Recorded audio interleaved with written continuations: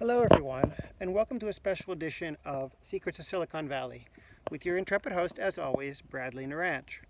Neo, Alpha, Romeo, Alpha, Neo, Charlie Hotel. I'm the lead guide at SV1000, the world's first learning accelerator that will be hosting its inaugural global seminars in 2023.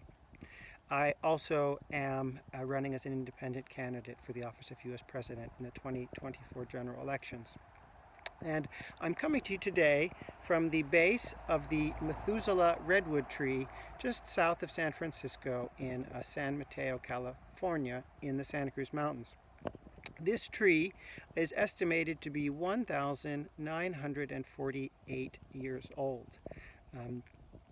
That is an interesting year. I am a previous historian, and in 1948, this country witnessed the greatest political upset in world history when Harry Truman, defeated Thomas Dewey and succeeded FDR as the next president of the United States. 1948 was also an auspicious year in the history of Israel. It is when the nation of Israel first began. And so I think it is appropriate that we give a discussion of an incredibly important topic for any presidential candidate, and that is taxes and tax policy. My approach to tax policy is fundamentally different, I think, than those of the two major parties, which is why I believe it will appeal to a large cross-section of American voters. I begin, as I often do, by thinking about the Bible and religion.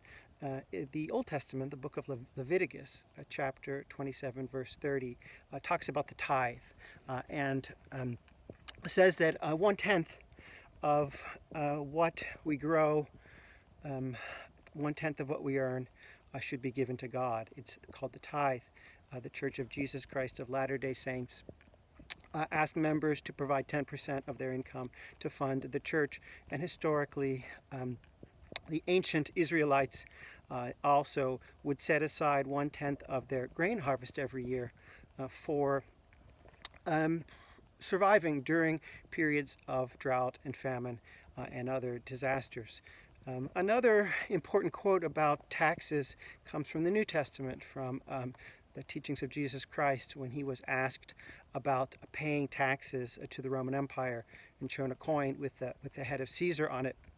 He famously said that give to Caesar what is Caesar's, give to God what is God's.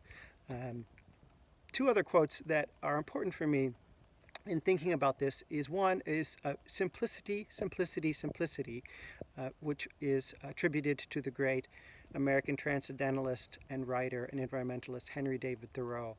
I've always been inspired by Thoreau, and I think his basic statement is quite significant as well. Simple solutions are always better than complex. And I also think of another phrase, a common phrase: the devil is in the details. And folks, when it comes to the U.S. tax code, the devil truly is in the details. Our tax code is labyrinthine, is complicated, and it doesn't even fund the U.S. government each year. And as you all know, our deficit is a national tragedy, a shame, and an embarrassment, and it's something that all responsible Americans and all responsible political leaders should deal with. And our current Democratic and Republican parties are doing an inadequate job of managing both our tax code as well as our federal budget. So my approach I am calling the NeoRules of 10. And it is in fact based upon the ancient biblical prescription of tithing. 1/10, in fact, is what I believe the federal budget should be every year. 1/10 of the previous year's gross domestic product.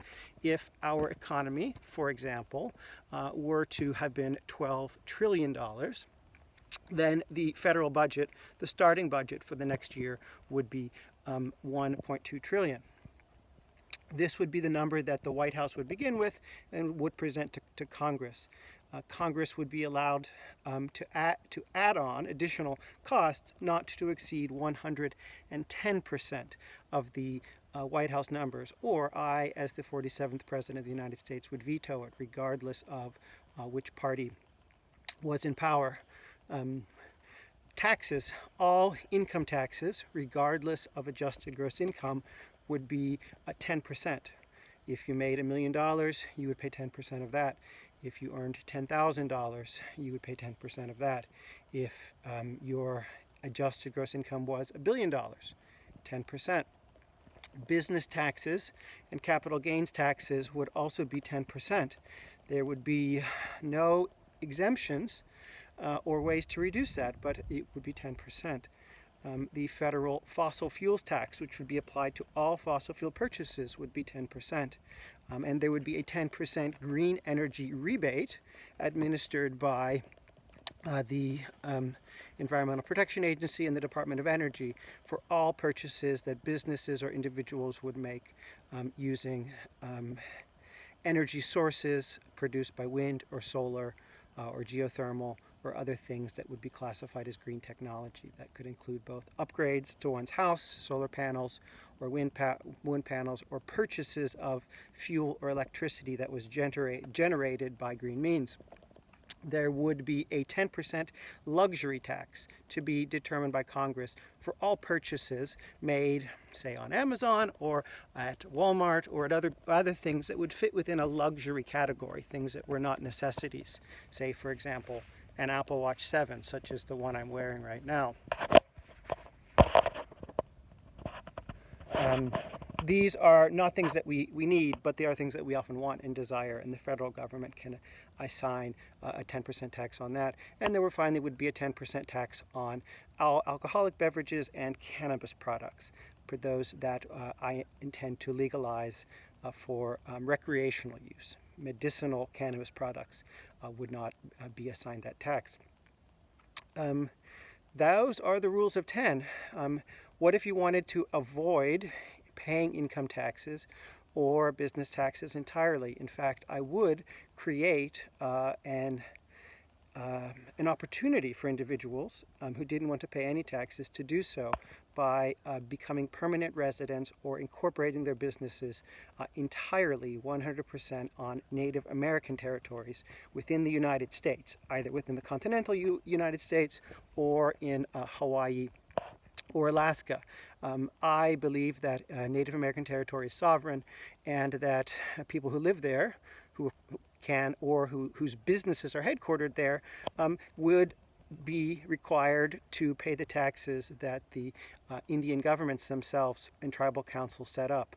I would be willing to defend before the Supreme Court, using attorneys from the Bureau of Indian Affairs, the Department of Justice, the legality and indeed the constitutionality of that.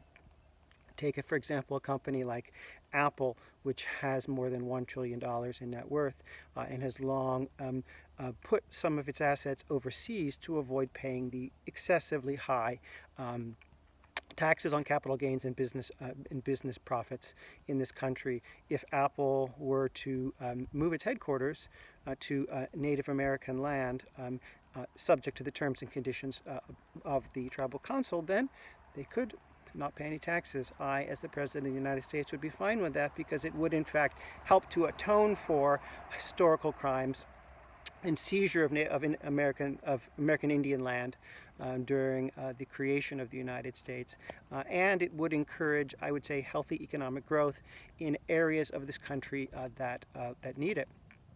So there you go. There is my tax policy delivered in front of the 1,948-year-old Methuselah redwood tree here in San Mateo County, just off of Skyline Boulevard in the Santa Cruz Mountains. This is Bradley Naranch, Neo Alpha Romeo Alpha Neo Charlie Hotel. I'll be posting this on social media and encouraging you to share, like it, and talk about it with others. God bless America. Bradley out.